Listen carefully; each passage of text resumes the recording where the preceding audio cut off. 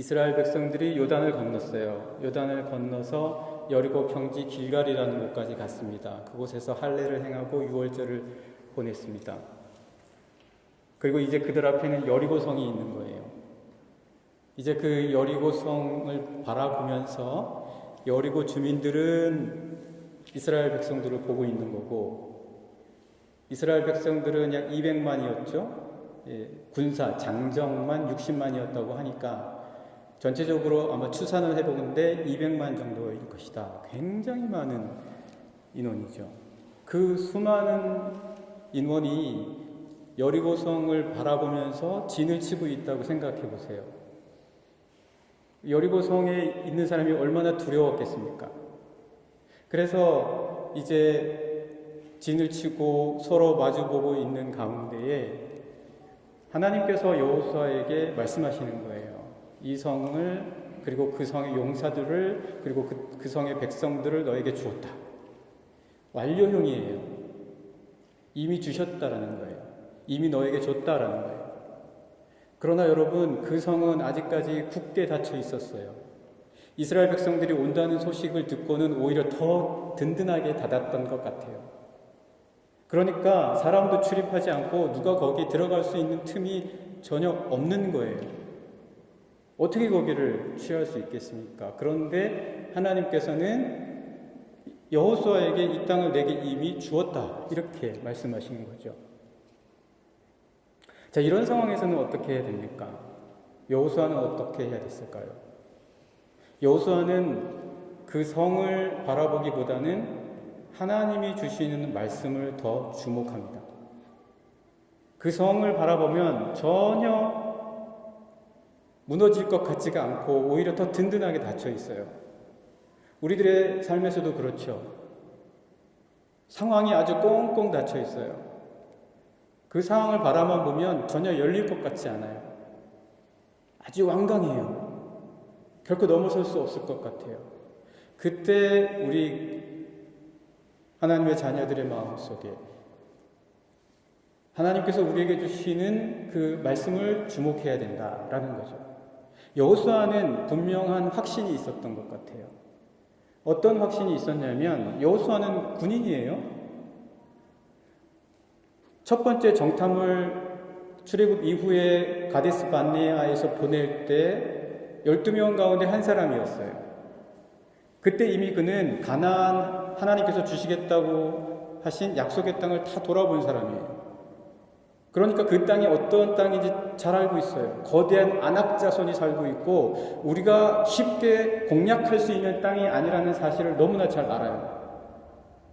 그럼에도 불구하고 그때 그 당시 여호수아와 갈렙은 하나님께서 우리에게 이 땅을 주셨으니 우리는 이 땅으로 올라가야 된다, 그렇게 이야기했던 사람이에요.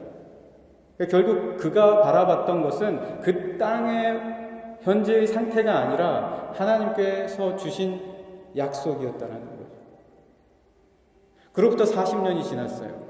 그의 약속은, 그의 확신은 흔들림이 없었어요. 아마 제 생각에는 요단을 건너오면서 여호수아는 한 번 더 분명하게 하나님께서 주신 약속에 대한 확신을 더 분명히 했던 것 같아요. 하나님과의 끊임없는 시간을 가진 거예요. 하나님, 저 성은 굳게 닫혔습니다. 출입하는 사람도 없습니다. 그럼에도 불구하고 하나님, 저는 하나님께서 저희에게, 우리 민족에게 주신 약속을 믿습니다. 그 끊임없는 하나님과의 이 기도와 간구의 시간 속에서 그의 확신은 더 분명해졌다라는 거죠. 그것도 그럴 수밖에 없는 게, 군인으로서의 이 여호수아가 바라봤을 때 이 요단강 자락을 쭉 갈릴리 호수에서부터 시작해서 사해까지 이르는 그 물줄기 가운데 왜 하필이면 여리고로 건너가게 했냐라는 거예요. 갈릴리 근처에서 건널 수도 있고 아니면 사해 쪽으로도 건널 수 있고 얼마든지 더 많은 선택지가 있을 수도 있어요. 그럼에도 불구하고 여리고를 바라보는 그 견고한 성, 높이 9m, 밑에 깔려있는 기본 토성까지 합치면 14m에 이르는 거대한 그 성을 넘어가라고 특별히 그곳으로 보내신 이유는 뭐냐라는 거예요. 하나님께서 이곳을 선택하셔서 우리에게 넘어가게 하신 특별한 이유가 있다라는 분명한 확신이에요. 아니나 다를 바 없이 그곳을 공략해서 이스라엘 백성들은 먼저 남쪽으로 내려오고 그리고 북쪽으로 올라간 다음에 중부 지역을 차지하게 됩니다. 아주 훌륭한 전략이었죠. 때문에 여호수아는 하나님께서 여기로 특별히 이 어려운 성읍 첫 출발부터 9m, 14m에 이르는 이 거대한 성으로 우리를 보내신 데에는 하나님의 인도하심이 있다라는 확신이에요. 그 확신이 그로하여금 눈에 보이는 현실조차도 넘어설 수 있도록 그의 마음과 영혼을 담대하게 만드신다는 거예요. 여기서 이 땅에서 하나님이 우리에게 주시고자 하시는 목적이 있다라는 거예요. 그게 없으면 그 성이 바로 눈앞에 보이고 그 성의 문들이 활짝활짝 열려 있다 하더라도 꼭 우리가 여기로 가야 돼? 라고 할 수도 있는 거예요. 여러분, 오늘 우리들의 삶에서 하나님께서 나에게 이 일을 왜 하게 하시는가라는 확신이 없으면 내가 이곳에서 뭐 하려고 하지? 내가 왜 하는 거지? 그런 하나님에 대한 분명한 부르심이 없으면 그 일을 해도 그 성 문 앞에 다다른다 할지라도 그 성이 활짝활짝 열려서 들어오라고 초대를 할지라도 그 성에 들어갈 이유와 동기를 못 찾는 거예요. 오늘 우리들의 삶에 있어서 중요한 것이 무엇입니까? 왜 여호수아가 하나님께서 보내시는 그 첫 번째 그 거대한 성 하필이면 왜 여기를 이라고 말할 때 주저하지 않고 그곳으로 나아가도록 만들었던 동기와 이유와 목적이 무엇입니까? 오늘 말씀을 한번 여러분과 제가 같이 보시겠습니다. 1절, 2절 말씀인데요. 같이 한번 읽어볼까요? 1절, 2절입니다. 시작. 이스라엘 자손들로 말미암아 여리고는 굳게 닫혔고 출입하는 자가 없더라. 여호와께서 여호수아에게 이르시되 보라, 내가 여리고와 그 왕과 용사들을 내 손에 넘겨 주었으니. 실제로 그가 가서 보았을 때 여리고의 상황은 그러했다라는 거예요. 굳게 닫혀 있는 거예요. 그러나 그에게는 하나님이 그 땅에 들어가서 그 이후에 하게 하시고자 하는 분명한 목적이 있었던 거예요. 그 확신이 있었던 거예요.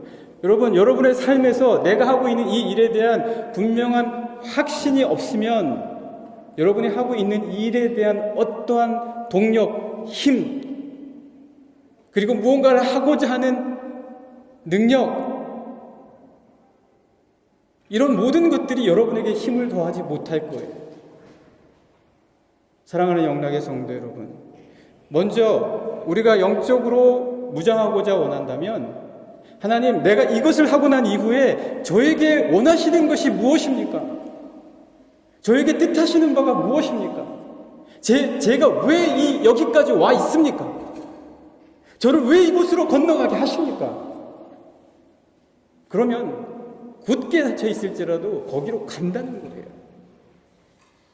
출입하는 자가 없고 누구도 그 근처에 가보지 않으려 한다 할지라도 가고 넘어선다라는 거예요. 내가 왜 이거 하지? 이거 해서 내가 돈 많이 벌고 그냥 좀 편안한 삶을 좀 살아야 되지 않겠어? 이걸로는 그 굳게 닫힌 여리고의 성을 열 수 없다라는 거예요. 하나님은 나에게 왜 여기로 보내셨는가? 그 분명한 확신을 찾으시는 우리 영락의 모든 성도님들 되시기를 간절히 축복합니다.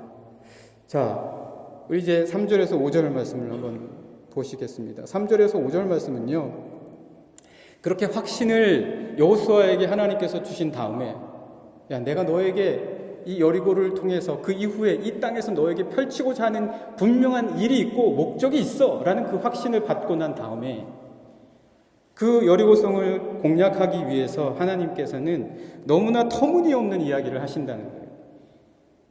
엿새 동안 그 성 주위를 돌라는 거예요. 엿새 동안 그 용사들이 돌라. 아마 200만이었지만 용사들은 20만 정도가 돌았다라고 추정을 해요. 10분의 1이죠. 20만 정도가 그곳을 매일 돌아야 된다? 그 성을 공략하는 것과 무슨 상관이 있냐는 거예요. 뿐만 아니라 하나님의 언약궤가 있고 제사장 7은 7 양각 나팔을 갖고 있어야 하며 마지막 날 7번째 날에는 한 바퀴가 아닌 7바퀴를 돌라라고 말씀하시는 거예요. 그리고 제사장들의 양각 나팔 소리가 크게 불리는 소리가 들리거든 너희들은 크게 외치라는 거예요. 도대체 이게 여리고성을 굳게 닫힌 그 성을 9m, 14m에 이르는 그 성을 공략하는 것과 무슨 상관이 있냐라는 거예요. 그 백성들의 마음이 그 이야기를 들었을 때 어땠겠냐라는 거죠. 여호수아는 어땠겠고 그 여호수아가 그 이야기를 백성들에게 전하면 아이고 정말 좋은 전략입니다. 정말 뛰어난 전략입니다. 우리가 그렇게 하면 능히 이 성을 차지할 수 있겠습니다. 그렇게 이야기했을까요? 말도 안 돼. 터무니도 없어. 이건 아니지. 우리가 바보야? 여러분, 우리에게 만약 하나님께서 이런 말씀을 하신다면 여러분들 어떻겠어요? 하나님 농담이시죠?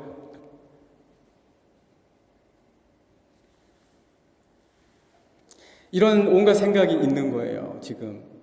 그런 온갖 생각이 우리에게도 드는데, 그 당시에 실제로 그런 말씀을 들은 이 이스라엘 백성들은 오죽했겠습니까? 하라고 하니까 하는데, 매일매일 돌면서 이거 왜 해야 돼? 그대로잖아. 안 바뀌잖아. 똑같잖아. 라는 생각을 하겠죠. 아마 그러다가 3일째, 4일째 돼서는 그냥 돌았을 것 같아요. 아유, 그냥 다 도니까 그냥 돌자.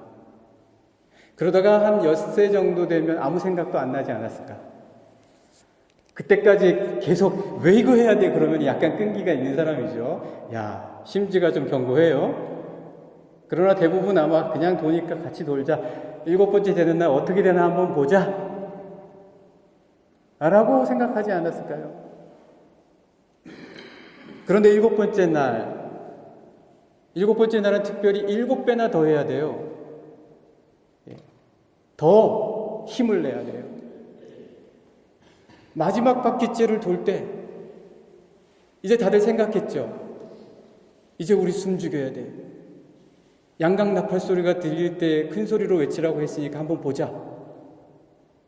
전부 다 숨을 죽이면서 마지막 바퀴를 돌 순간 양각 나팔 소리가 들리는 거예요. 그때 어떻게 했겠습니까? 아휴, 불지 말자. 외치지 말자. 아까워서라도 그렇게는 못하겠죠. 여기까지 했는데 외치는 거예요. 그때 여리고성이 무너져 내렸다. 말 그대로예요. 히브리어 성서에서도 무너져서 떨어졌다예요. 밑에 가서 성 돌을 빼내기 위해서 공격해서 밑에서부터 사람들이 빼낸 게 아니라 위에서부터 무너져 내렸다. 어떤 지각 변동이나 특별한 초자연적 힘으로서 설명하고자 하는 말을 무너져 내렸다 이런 식으로 표현했을 수도 있어요. 아니 실제로 마지막 바퀴를 돌고 양각 나팔 소리가 들렸을 때 그들이 크게 외치자 여리고 성이 무너졌다. 이 일을 통해서 하나님께서 그들에게 말씀하시는 것은 너희들이 양각 나팔을 부는 것, 너희들이 언약궤를 중심으로 한 마음으로 도는 것, 그리고 그곳에서 양각 나팔 소리에 맞춰 모두가 큰 소리로 외치는 것이 무기다라는 거예요. 이것이 너희의 무기다. 우리가 하나님 앞에 찬양으로 나아가고 우리가 하나님 앞에 간절히 간구하며 나아가며 우리가 하나님 앞에 체험한 생생한 말씀을 큰 소리로 외치는 것이 우리의 삶의 무기다. 여러분, 강한 것만 무기입니까? 하나님께서는 우리의 연약함도 강한 무기로 사용하실 수 있으리라 믿습니다.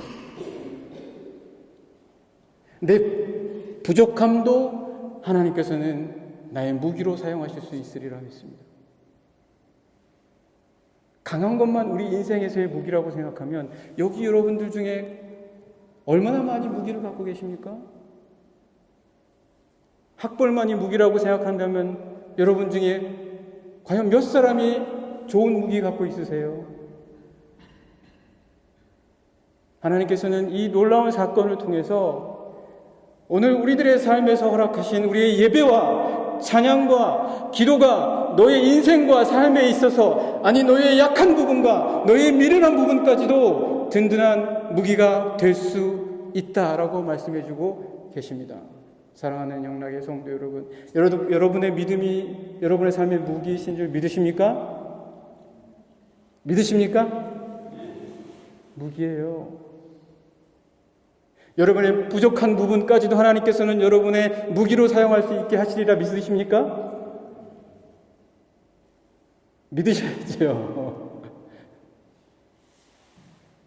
내 지나온 과거의 아픈 부분과 상처와 연약한 부분까지도 하나님께서는 그것을 오히려 여러분의 삶의 인생의 무기로 사용하실 수 있으심을 믿으십니까? 여러분의 나약한 성품도 하나님께서 여러분의 무기로 사용하실 수 있으리라 믿으십니까?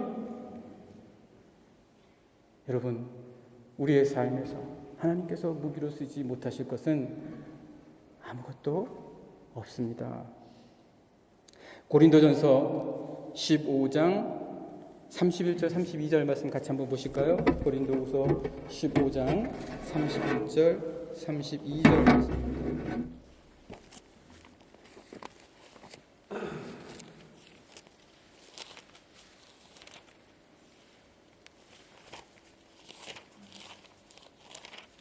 고린도전서 15장 31절 32절. 자, 같이 여러분과 제가 한번 읽겠습니다. 31절 32절입니다. 시작. 형제들아, 내가 그리스도 예수 우리 주 안에서 가진 바 너희에 대한 나의 자랑을 두고 단언하노니 나는 날마다 죽노라. 내가 사람의 방법으로 에베소에서 맹수와 더불어 싸웠다면 내게 무슨 유익이 있으리요? 하나님의 방법으로, 하나님의 무기로, 여러분, 하나님의 찬양으로, 하나님을 향한 기도로, 하나님을 향한 믿음과 신앙으로, 그 하나님이 우리에게 주신 방법으로 이 세상의 삶을 싸워 나아가시는 여러분들이 되시기를 간절히 축복합니다. 여러분, 세상의 방법으로 이겨도 유익이 되지 못해요. 여러분, 세상 사람들이 하는 편법으로 잘 돼도 잘 되는 게 아니에요. 이게 하나님이 기뻐하시는 무기인가? 내가 내 인생에서 싸워야 할 제대로 된 무기인가? 방법인가? 하나님께서 기뻐하시지 않을 방법인가? 여러분 판단하시고 생각하십시오. 세상의 방법으로 싸우기를 하나님께서는 여러분에게 원하지 않으세요. 아, 세상 사람들 저 방식대로 하니까 너무 잘 되는데요. 잘 돼도 잘 되는 게 아니라고 말씀해서 이야기해주고 계십니다. 너에게 유익이 될 게 하나도 없다. 나중에 오히려 너에게 올무가 될 것이다.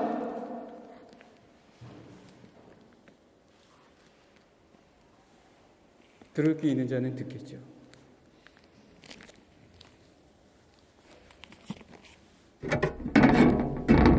사랑하는 영락의 성도 여러분, 하나님의 무기로 인생을 살아가십시오. 이것이 우리가 영적으로 무장하는 두 번째 너무나 중요한 소중한 진리입니다.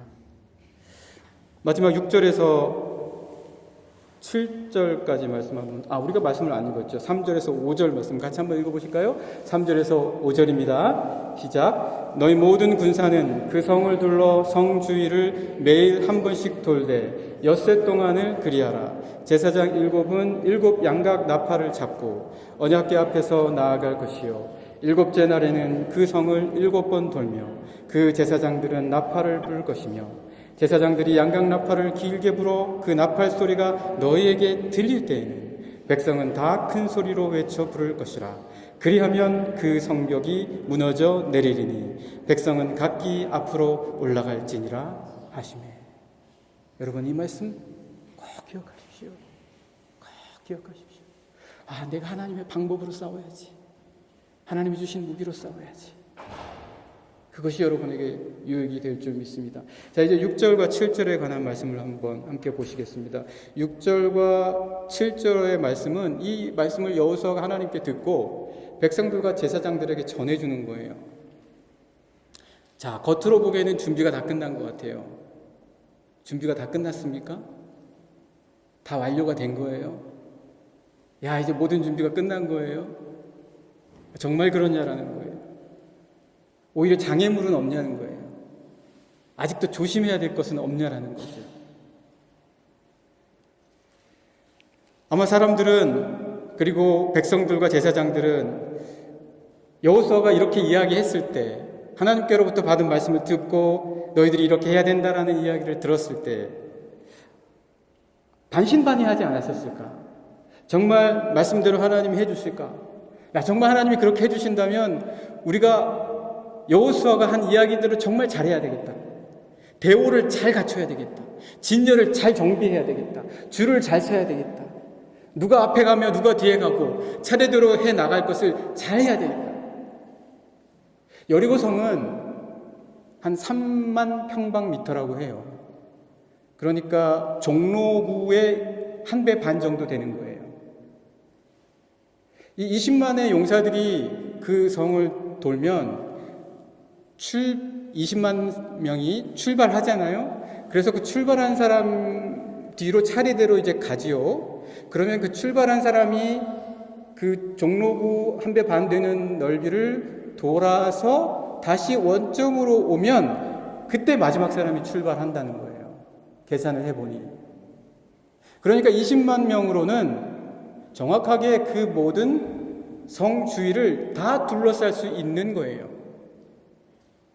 자, 그러면 여러분 생각해 보세요. 마지막 날 7번을 돌 때에는 정말 여리고성 사람들이 어지러울 정도로 이 20만의 이스라엘 병사들이 계속 도는 거예요. 여기도 이스라엘 백성, 여기도 이스라엘 백성, 앞뒤로 이스라엘 백성이 정신없이 도는 거예요. 마지막 날에는. 자, 그러면 이스라엘 백성들이 이렇게 생각할 수 있어요. 이거 우리 잘 맞추자. 헷갈리지 않도록. 하나님이 여호수아를 통해서 이렇게 말씀하셨으니까 잘 지켜야 되겠지. 그러나 여러분, 그게 장애물이 될 수 있다는 거예요.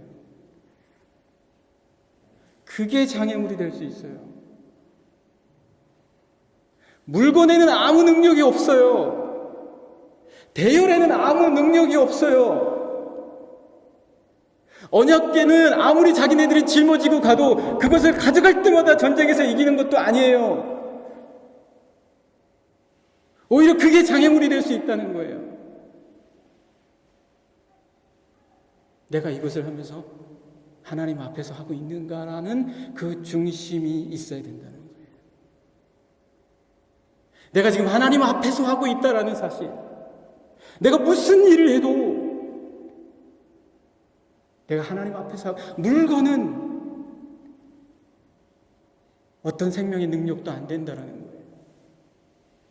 왜 우리에게 열정이 식어갑니까? 왜 우리에게 믿음이 식어갑니까? 왜 우리에게 신앙이 식어갑니까? 물건을 대하듯 하니까요. 거기에서 뭔가 나온다고 생각을 하니까요. 그거를 하다 보면 언젠가는 시시해지고 재미없어요. 물질은 아무 능력이 없어요. 그것을 움직이고 사용하시는 하나님께 모든 능력이 있다라는 것을 우리가 기억해야 합니다. 잘못하면 큰 장애물에 빠질 수가 있는 거예요. 그래서 6절과 7절의 말씀에서는 특별히 그냥 언약궤라고 얘기하지 않았어요. 여호수아가 이스라엘 백성들과 제사장들에게 얘기할 때는 너희들이 그런 우리가 하는 이 행위, 우리가 마주대야 하는 사람들, 우리가 나르는 언약궤, 여기에 능력이 있는 게 아니라 우리가 지금 하고 있는 이 모든 것들은 하나님 앞에서 하는 것이라는 걸 잊지 말아야 된다라는 그 생각에 언약궤라고 말하지 않고 여호와의 언약궤 앞에서 너희가 나아가야 한다라고 이야기하고 있습니다. 앞서서 5절까지는 그냥 언약궤예요. 그러나 6절과 7절에서는 여호수아가 그렇게 이야기하지 않아요. 여호와의 언약궤다. 6절, 7절 말씀 같이 한번 읽어보실까요? 6절, 7절입니다. 같이 한번 읽어보시죠. 6절, 7절 시작. 눈의 아들 여호수아가 제사장들을 불러 그들에게 이르되 너희는 언약궤를 메고 제사장 7은 양각 나팔 7을 잡고 여호와의 궤 앞에서 나아가라 하고 7절 또 백성에게 이르되 나아가서 그 성을 돌되 무장한 자들이 여호와의 궤 앞에서 나아갈지니라. 사랑하는 영락의 성도 여러분, 무엇을 하든지 하나님이 나와 동행하시고 하나님이 나와 함께 하신다라고 하는 내 살아있는 영혼의 감각, 내 살아있는 영혼의 느낌, 내 살아 움직이게 역사하는 영혼의 소통과 교제, 성령 하나님과의 이 나눔을 지키십시오. 그것이 여러분의 열정입니다. 그것이 여러분의 비전이에요. 그것이 여러분의 꿈이에요. 그걸로 가는 겁니다. 물건이 어디로 우리를 이끌겠어요? 사람이 어디로 우리를 이끌겠어요? 사건이 어디로 우리를 이끌겠어요? 성령 하나님과의 나눔과 교통과 영적인 살아있는 느낌, 내가 하나님 앞에 있다는 것 꼭 기억하시는 우리 영락의 모든 성도님들 되시기를 간절히 축복합니다. 고린도전서 3장 10절에서 15절까지 말씀 읽고 말씀 마치도록 하겠습니다. 고린도전서 3장 10절에서 15절입니다.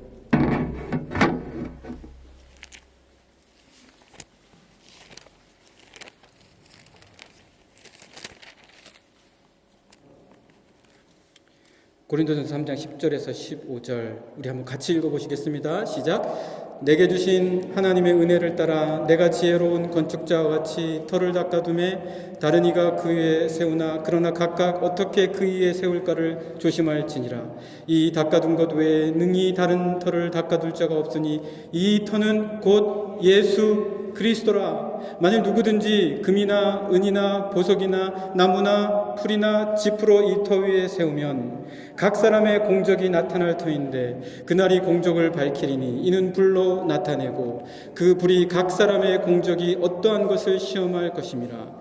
만일 누구든지 그 위에 세운 공적이 그대로 있으면 상을 받고 누구든지 그 공적이 불타면 해를 받으리니 그러나 자신은 구원을 받되 불 가운데서 받은 것 같으리라. 여러분이 물건이나 사람이나 이 세상의 것들이 아닌 그리스도 예수의 든든한 터를 여러분의 삶 안에 세운다면 그것이 바로 여러분의 공력입니다. 그거는 어떤 것도 불사를 수 없어요. 불로 사를지라도 남을 것입니다. 그리고 그것이 여러분의 터를 든든히 세워줄 것이에요. 다른 이유와 목적은 타면 다 사라져요. 다 제가 돼요. 다 없어져요. 없어지지 않고 사라지지 않는 그리스도 예수를 위한 목적으로 여러분의 인생의 삶을 영적으로 든든히 무장하시는 우리 영락의 모든 성도님들 되시기를 간절히 축복합니다.